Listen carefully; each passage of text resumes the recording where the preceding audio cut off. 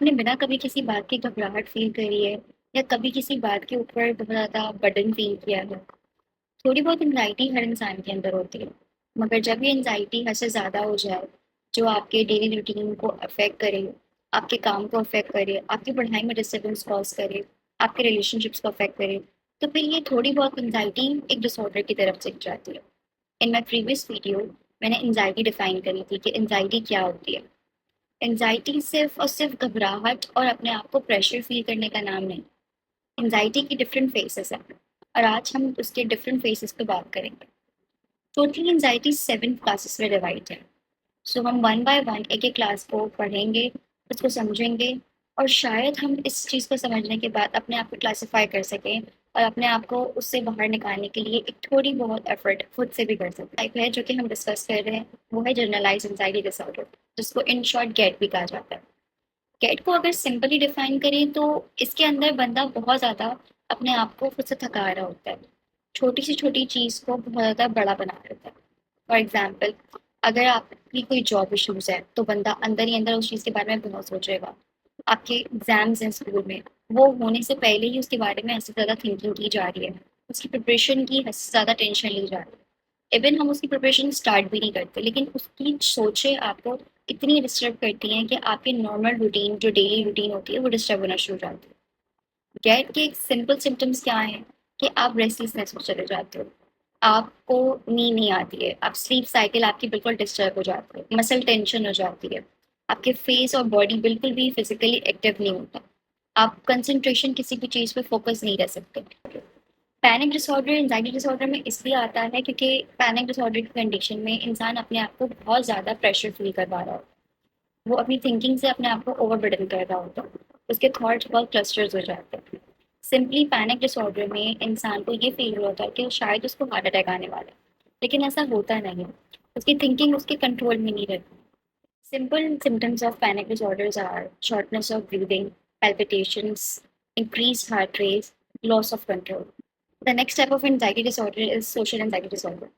Social anxiety disorder एक ऐसी simple type of anxiety disorder है जिसमें लोग अक्सर सामने वालों को फेस करने से, फैमिली गैदरिंग अटेंड करने से घबरा रहे होते हैं।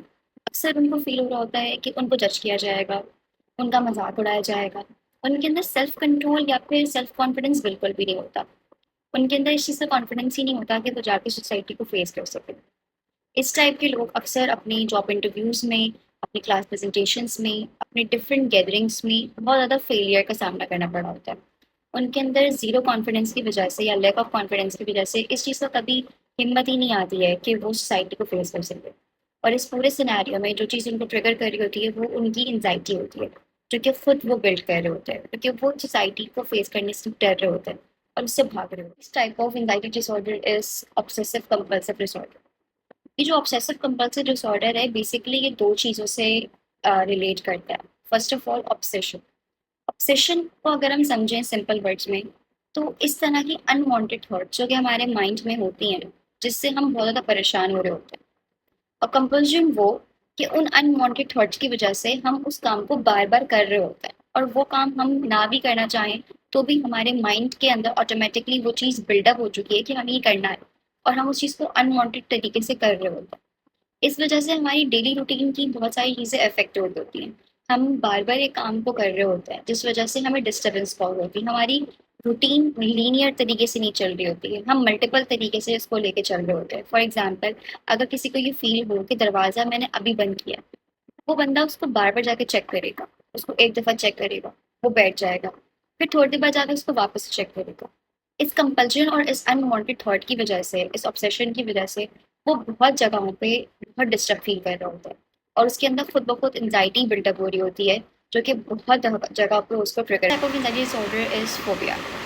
फोबिया इसलिए एंग्जाइटी डिसऑर्डर के अंदर आता है क्योंकि इंसान इस चीज़ को जानता है कि वो चीज़ उसके लिए इतनी मैटर नहीं करती है। फोबिया किसी भी टाइप का हो सकता है। बहुत सारे लोगों को हाइट से फोबिया होता है, बहुत सारे लोगों को इंसेक्ट से फोबिया होता है, बहुत सारे लोग इंजेक्शन लगाने से उसकी नडल से डर रहे होते हैं। वो इंसान का खुद का अंदर पैदा किया हुआ खौफ होता है जो उनको महसूस हो रहा होता है। इस वजह से वो बहुत सारी चीज़ों से बच रहे होते हैं, भाग रहे होते हैं, उनको फेस नहीं कर पाते। स्पेसिफिकली फोबिया किसी भी टाइप का हो सकता है। अगर हम उस फोबिया को कंट्रोल कर सकते हैं तो हम इस फेस ऑफ एंजाइटी से इजीली ओवर आउट हो सकते हैं। The next type of anxiety disorder is post traumatic stress disorder, जिसको इन शॉर्ट पीटीएसडी भी कहा जाता है। पीटीएसडी बहुत ज़्यादा रेयर है, क्योंकि पीटीएसडी जब होता है जब इंसान बहुत ज़्यादा ट्रॉमेटिक या फिर एक स्ट्रेस कंडीशन से सफ़र आउट कर आ रहा होता है। वो अक्सर उस चीज़ को भुलाने की कोशिश कर रहा होता है, और उसको इस तरीके की नाइटमेयर्स आ रहे होते हैं, या उसका माइंड इस तरीके से वर्किंग कर रहा होता है कि वो उस चीज़ के अंदर लूप की तरह से लॉक हो जाता है, और वो उस लूप कंडीशन से बाहर आने की बेहद कोशिश कर रहा होता है। और उस कोशिश के बदले में जो चीज़ें उसके अंदर डेवलप हो रही होती है, जो थॉट्स उसके अंदर आ रही होती हैं, उस थॉट्स की वजह से वो एंजाइटी की कंडीशन में आ जाता है। वो चाहता भी नहीं है कि वो इस बारे में सोचे। लाइक एक सीवियर एक्सीडेंट हो गया है, कोई नेचुरल डिजास्टर हो गया है, किसी क्लोज वन की डेथ हो गई है, वो नहीं चाहे कि वो उसको याद करे, लेकिन उसके माइंड के अंदर एक इस तरह की चीज़ें डेवलप हो जाती हैं, इस तरह की साइकेट्रिक डेवलप हो जाती है कि वो उस चीज़ से खुद को बाहर नहीं निकाल सकता। अगर इंसान किसी की हेल्प ले या किसी थेरेपी से बात करे, किसी थेरेपी से पूछे, तब जाके वो इजीली उस चीज़ से बर्न आउट हो सकता है। वरना पोस्ट ट्रॉमेटिक स्ट्रेस डिसऑर्डर एक सीवियर कंडीशन है, और उससे बाहर आना कुछ ईजी नहीं है। हमने सारे एंजाइटी डिसऑर्डर्स तो देख लिया। अब अगर हम बात करें, क्या ये एंजाइटी डिसऑर्डर जो कि हमने पढ़े या समझे या सुने, क्या ये ट्रीटेबल हैं? तो ये बिल्कुल ट्रीटेबल है। हम इनको क्योर कर सकते हैं, और हम इसको खुद भी क्योर कर सकते हैं अपना लाइफस्टाइल मेंटेन करके, सिंपल मेडिकेशंस, जिससे एंजाइटी अगर आपको बहुत ज़्यादा ट्रिगर कर रही होती है तो किसी भी साइकेट्रिस्ट से कंसर्न करके हम सिंपल मेडिकेशंस ले सकते हैं। हम सीबीटी थेरेपी की तरफ जा सकते हैं। हम माइंड रिलैक्सेशन टेक्निक्स कर सकते हैं। इससे हम ईज़ी अपनी एंजाइटी को मैनेज कर सकते हैं। जस्ट रिमेंबर वन थिंग कि एंजाइटी डिसऑर्डर बिल्कुल भी वीकनेस नहीं है, ये आपके कंट्रोल में है। और अगर आप अपने माइंड पे कंट्रोल कर लेते हैं तो आप इजीली उस चीज़ से बाहर आ सकते हैं।